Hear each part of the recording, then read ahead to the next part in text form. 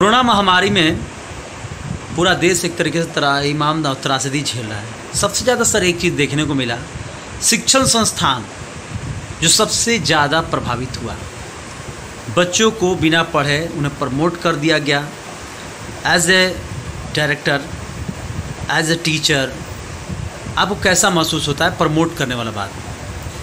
जहाँ तक बात है कि बच्चों को प्रमोट कर दिया गया बिना पढ़े, कुछ हद तक ये बात सही भी है और कुछ हद तक इसमें अच्छे विद्यालय जिन्होंने ऑनलाइन शिक्षा वास्तव में दी है। ऑनलाइन शिक्षा का मतलब सिर्फ व्हाट्सएप पे आंसर शीट भेज दिया गया, वीडियो भेज दिया गया, बच्चों से आंसर मंगा लिया गया, नहीं। जो वर्चुअल क्लास विथ कैमराज चलाए गए जिन विद्यालयों के द्वारा, उन्होंने तो हर वक्त एग्ज़ाम भी लिया है बच्चों का, और उस एग्ज़ाम के ग्राउंड पर ही बच्चों को मार्क्स दिया जा रहा है।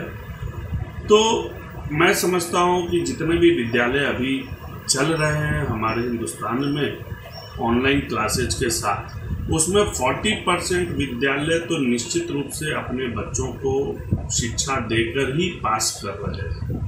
जहाँ तक बात है कुछ अभिभावकों का प्रेशर होता है, तो भी जो अच्छे विद्यालय हैं, जो अपनी गुणवत्ता को मेंटेन करना चाहते हैं, वो लोग बच्चों का बिना एग्जाम लिए पास शायद नहीं किए। प्राइमरी सेक्शंस को छोड़ दिया जाए, अपर क्लासेज की बात मैं कर रहा हूँ। को मिला पूरे देश व्यापी जो है जितने शिक्षण संस्थान हैं, या प्राइवेट हो या छोटे छोटे शिक्षण संस्थान हो, सरकार की तरफ से कई राहत पैकेज आया। 22,000 करोड़ का एक बहुत बड़ा पैकेज आया, 3 लाख करोड़ का सर, सॉरी। लेकिन उसमें कहीं भी निजी शिक्षण संस्थान से जुड़े लोगों के लिए कोई बात नहीं रखा गया, चाहे बिजली बिल हो या ट्रांसपोर्टिंग का खर्च हो। यहाँ तक कि यदि ऑनलाइन जो पढ़ाई की जो बात की जा रही है कि ऑनलाइन पढ़ाई है, लेकिन सब अभिभावक सक्षम भी नहीं है। क्या कहेंगे सर? देखिए, सरकार से सहयोग की जो बात है, तो वास्तव में सरकार ने private educational institutions, either schools हो, मैनेजमेंट कॉलेजेज हो, या किसी भी प्रकार के जो भी प्राइवेट एजुकेशन को मेंटेन कर रहे हैं संस्थान, उन्हें किसी प्रकार का मॉनेटरी सपोर्ट तो नहीं किया, बल्कि इस लॉकडाउन पीरियड में सरकारी आदेश और समय के अनुसार ट्रांसपोर्ट्स को नहीं चलाया गया, लेकिन उसका सारा road tax, insurance, road permit वगैरह वगैरह जितनी भी चीज़ें चाहिए सरकार को, जहाँ जहाँ से फीस आती है, उसमें हमें किसी भी प्रकार की छूट नहीं दी गई। दूसरी बात, फाइनेंशियल एस्पेक्ट पे किसी भी विद्यालय के लिए सरकार ने कोई पैकेज अनाउंस नहीं किया। इवन आज स्थिति यह है कि किसी भी फाइनेंशियल इंस्टीट्यूशन से जब स्कूल्स और कॉलेजेस के नए कॉलेज स्थापना की बात या स्कूल स्थापना की बात होती है, तो कहा जाता है कि हाई रिस्क जोन में एजुकेशन है, इसलिए अभी हम लोग किसी भी विद्यालय, महाविद्यालय या यूनिवर्सिटी स्थापना के लिए किसी प्रकार का लोन, फाइनेंशियल सपोर्ट नहीं कर सकते हैं। तो यह कहीं ना कहीं हमारे एजुकेशन सेक्टर को भविष्य में डैमेज करने की बात ही है। डैमेज तो अब दूसरा दिखाई नहीं दे रहा, क्योंकि जिस तरीके से बच्चों का पठन पाठन कहा जाए, जो नैसर्गिक जो बच्चे हैं, छोटे छोटे जो बच्चे हैं, उनका तो 2 साल ऐसे ही, क्योंकि एक तो अपने यहाँ बच्चे जब एक बार रिदम में आ जाते हैं पढ़ाई को लेकर तो पढ़ते हैं। अब तो घर पर बच्चों को ऑनलाइन पढ़ाई है या ऑफलाइन पढ़ाई कोई ज़्यादा असर नहीं पड़ रहा है, क्योंकि उनको लगता है कि छुट्टी है। लेकिन जब तक बच्चे घर से स्कूल में जाकर पढ़ते हैं तो ज़्यादा उनका मानसिक ग्रोथ भी होता है, शारीरिक ग्रोथ भी होता है। ऐसे में बच्चे जो घर में रहकर पढ़ रहे हैं ऑनलाइन, तो आपके यहाँ काफ़ी हाईटेक तरीके से व्यवस्था है, तो कितना फ़र्क पड़ता है सर ऑनलाइन और ऑफलाइन में? देखिए, ऑनलाइन शिक्षा जो है यह सिर्फ और सिर्फ शिक्षा को बचा के रखने और बच्चों के पठन पाठन में मन लगा रहे का एक माध्यम मात्र है। आप ऑनलाइन शिक्षा को रेगुलर शिक्षा से जोड़कर नहीं देख सकते कि ऑनलाइन ही इसका विकल्प हो जाएगा भविष्य में। क्योंकि बच्चे जब विद्यालयों में जाते हैं, महाविद्यालयों में जाते हैं, तो उनमें एक सामाजिकता भी आती है। वो जब अपने बगल वाले दोस्त के साथ कुछ खेल रहे होते हैं, कुछ मजाक कर रहे होते हैं, कुछ चोट लगती है, कुछ एक दूसरे को सपोर्ट करते हैं, तो जो सामाजिकता आती है, एक दूसरे का लंच करते हैं, तो उसमें एक प्रेम, एक भावना उभर कर आती है। वो ऑनलाइन शिक्षा से कभी पॉसिबल नहीं है। दूसरी बात, बच्चों का शारीरिक विकास ऑनलाइन शिक्षा हो जाने से रुक सा गया है, क्योंकि बच्चों की एनर्जी यदि एग्जॉस्ट नहीं होगी तो वो अवसाद में जाएंगे, डिप्रेशन में जाएंगे। उन्हें आदत है 40 दोस्तों के साथ खेलने की, उन्हें आदत है वॉलीबॉल, बास्केटबॉल स्कूल में जाकर खेलने की, और उन्हें रूम में बैठा दिया गया है।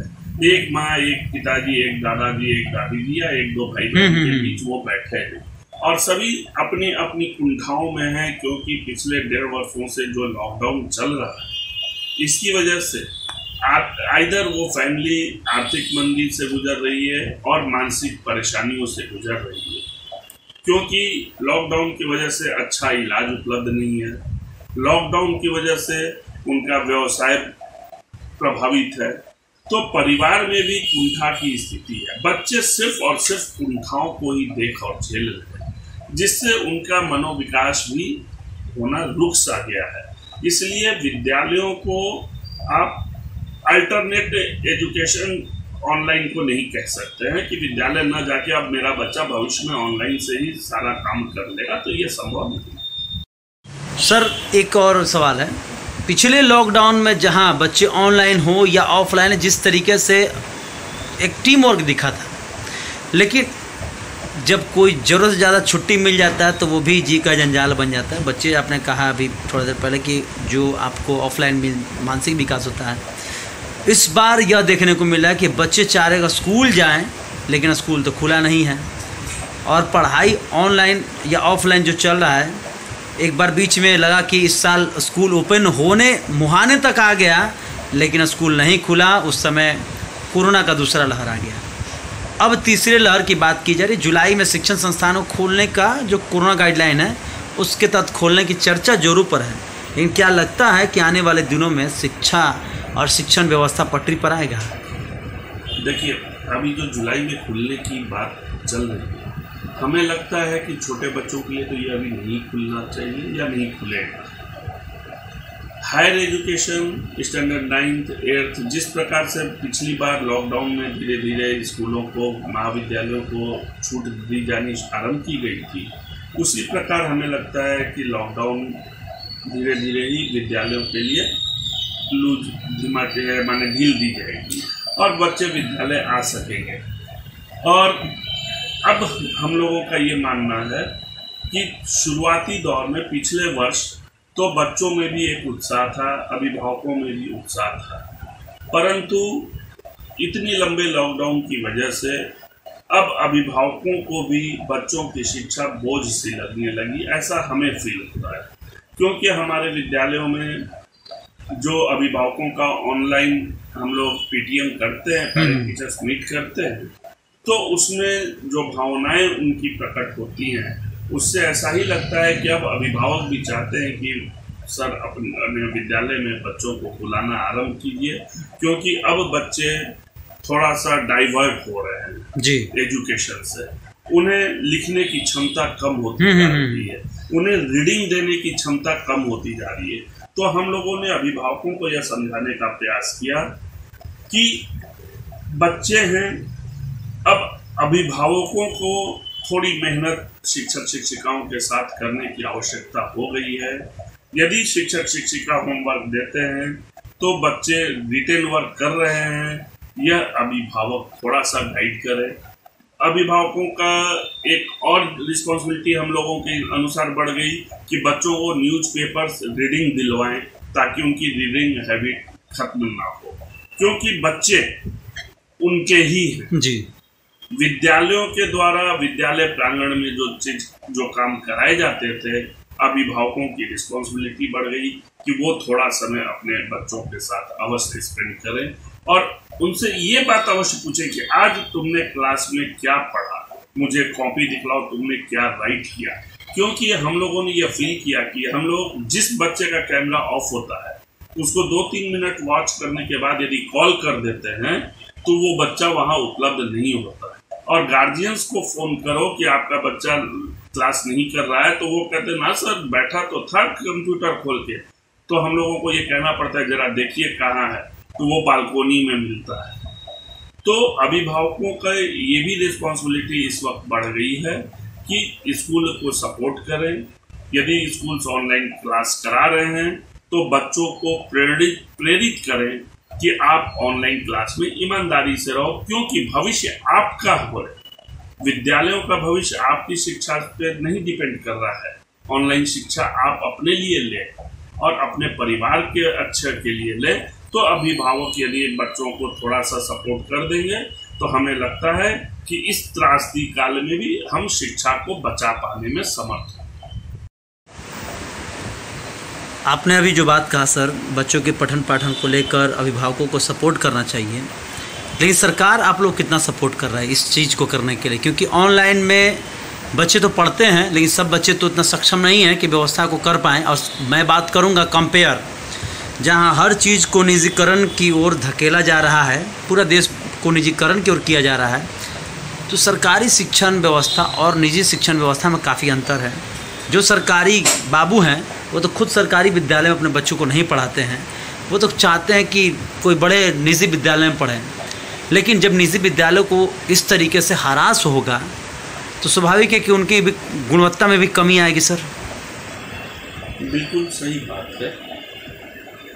नहीं मालूम क्यों किसी भी सरकार ने प्राइवेट एजुकेशन को प्राथमिकता दी ही नहीं, जबकि आप यह देखेंगे कि विश्व में हर जगह प्राइवेट एजुकेशन को भी समानांतर सरकार मानती है। बट लेकिन हमारे यहाँ, हमारे राष्ट्र में प्राइवेट विद्यालयों को एक बहुत ही गिरी हुई निगाह से हमारे शासक और प्रशासक दोनों ही देखते हैं। जबकि सच्चाई ये है कि आप यदि प्रति छात्र खर्च को जोड़ेंगे तो निजी विद्यालय में पढ़ने वाले छात्रों का जितना प्रति छात्र खर्च होता है उससे कम से कम 3 से 4 गुना अधिक सरकार का उनके विद्यालयों के बच्चों के ऊपर प्रति छात्र खर्च होता है। तो हम इतनी सस्ती व्यवस्था प्राइवेट स्कूल्स, प्राइवेट विद्यालय, प्राइवेट महाविद्यालय करते हैं, परंतु हमें एक दूसरी निगाह से देखा जाता है। और जहाँ तक आपने कहा कि प्राइवेट विद्यालयों को सरकारी व गैर सरकारी सभी तबके में प्रथम